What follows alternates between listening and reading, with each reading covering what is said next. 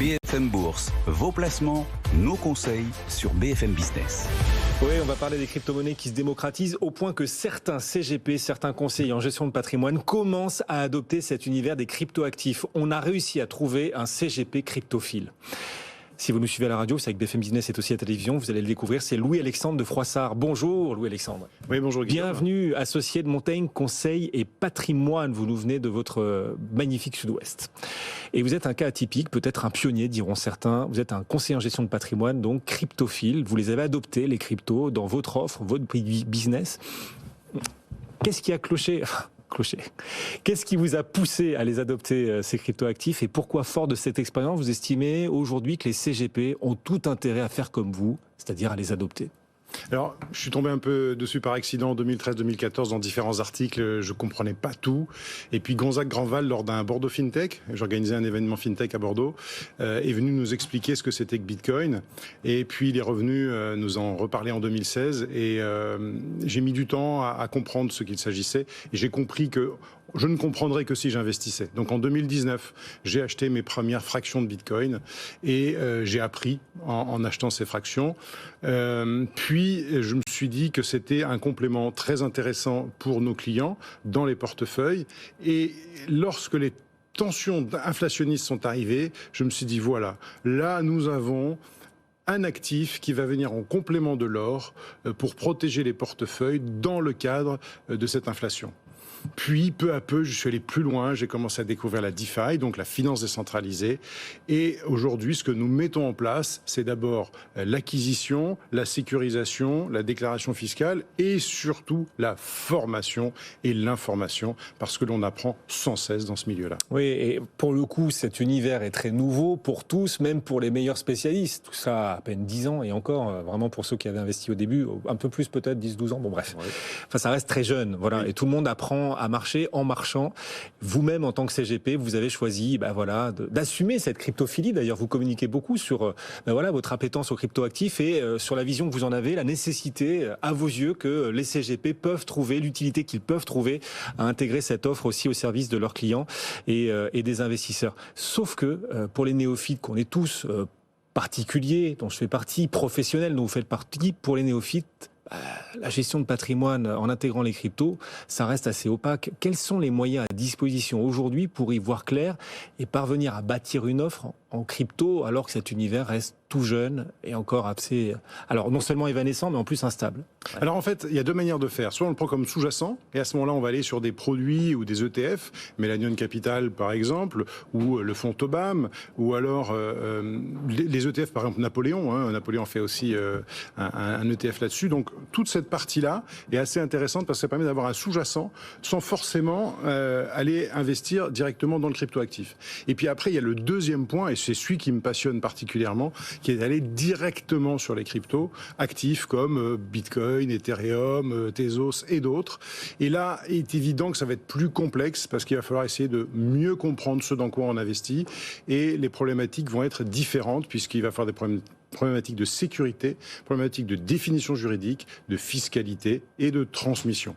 Là où nous sommes en train de devenir un spécialiste de ces questions-là. Oui, alors vous disiez la réglementation crypto, elle est volatile. Non seulement les cours des cryptos sont volatiles, mais la réglementation elle-même l'est et doit encore se construire. On est en pleine négociation à l'échelle européenne justement pour bâtir une réglementation qu'on espère efficace sur les cryptos. C'est quand même un risque de plus. C'est-à-dire que en proposant à vos clients d'investir en crypto, vous leur proposez quand même le risque d'évolution des cours très volatiles et le risque réglementaire. Oui. Exactement. En fait, c'est totalement assumé. C'est-à-dire qu'en fait, nous avons toujours travaillé l'innovation depuis 2003. On s'est toujours positionné sur les secteurs innovants. Alors pas forcément sur la stratégie cœur, mais sur la stratégie satellite.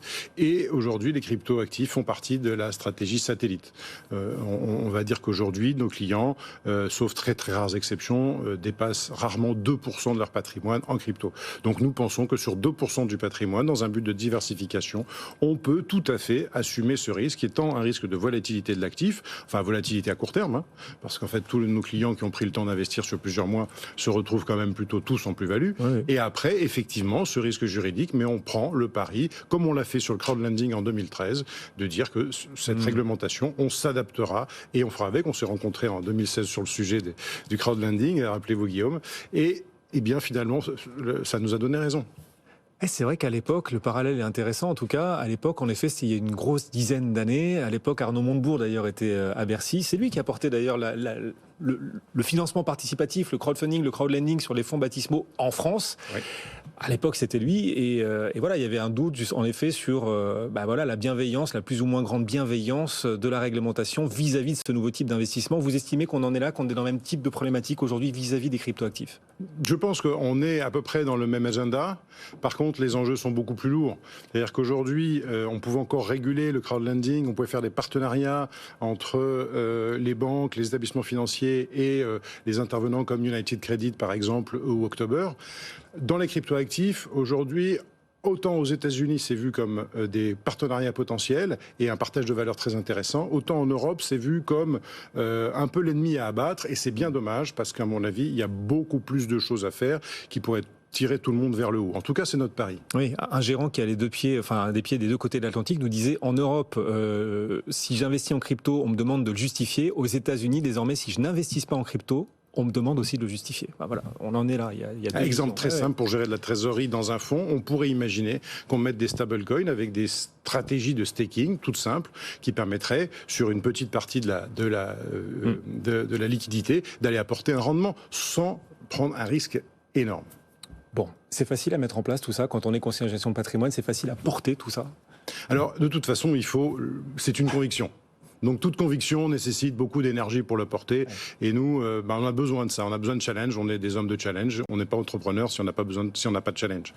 Donc ça, oui, c'est intéressant à porter. Par contre, oui, ça peut être extrêmement complexe. Donc nous, notre boulot de CGP, c'est quoi?